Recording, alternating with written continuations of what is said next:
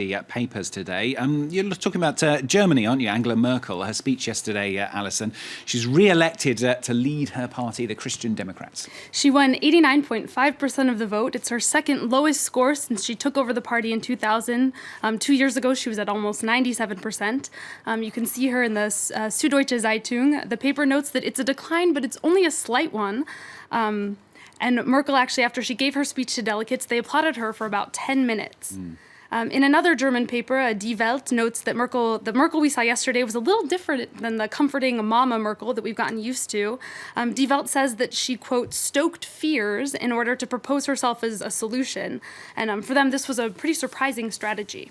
Now, the biggest surprise, perhaps, of her speech for many international papers, this was her call to partially, anyway, ban the full-face veil. Yeah, Merkel called full face coverings inappropriate, and she said that she supported banning them whenever possible. She didn't actually mention the burqa and the niqab by name, but that has been the interpretation. You can see in Politico, Angela Merkel makes her pitch, calls for burqa ban. Politico notes that this was the declaration that garnered the most applause of any of them yesterday. And many editorialists are noting that the call to ban the burqa is all just part of the strategy, though, of this hardening rhetoric we've seen to shore up support from the more conservative members of her party and also to stave off that threat from the far right. There's this article from Vox that's what they're trying to explain, exactly why Germany's famously tolerant chancellor just proposed a burqa ban.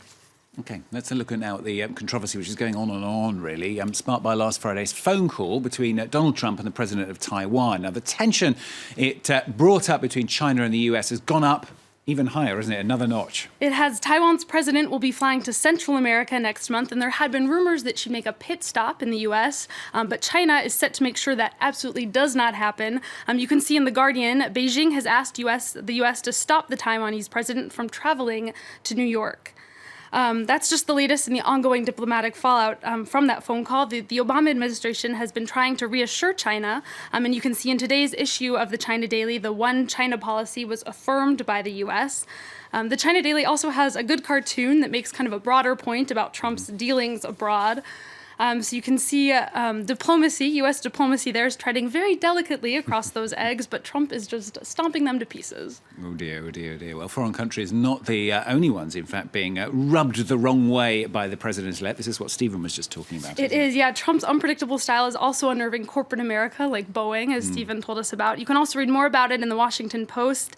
And they remind us that when it comes in the context of his already opaque financial dealings, and so that the conflict with Boeing just furthers concerns that Donald Trump, that there are conflicts of interest, and it's making analysts wonder exactly what are going to be his guiding principles when he gets into office. Let's go to India now. The Tamil Nadu province is in mourning for the death of their chief minister, a story we told you about yesterday. Former actress, going to try and get her name right, Jayalalithaa. I think that's right. I think that sounds pretty good, Stuart. Yeah, a massive funeral was held yesterday for her, and it's easier than saying her name. You can just call her Amma, or Mother, which is what most of the people in Tamil Nadu in the province call her.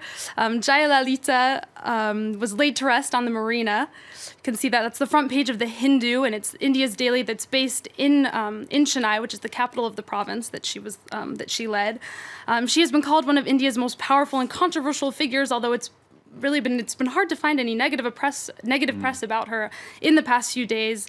Since yesterday, really, there's just been a huge outpouring of grief in the Indian press, and many papers are just focusing on her huge charisma. We can also look at in the Times of India that it's really the end of an era for the province.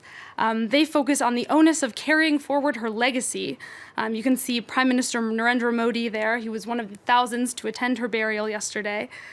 She didn't leave a will, so there are questions not only about who will carry on her political legacy, but also who's going to inherit things like her residence in Chennai, which has become a pretty powerful symbol. And there's one way that she is going to live on, and that's through murals, isn't it?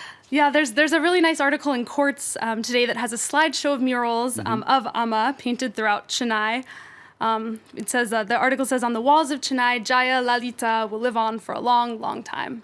Oh, excellent. Good to see that she will live on, as you say. Thank you very much, Alison. Alison Sargent with the papers on France 24 for us.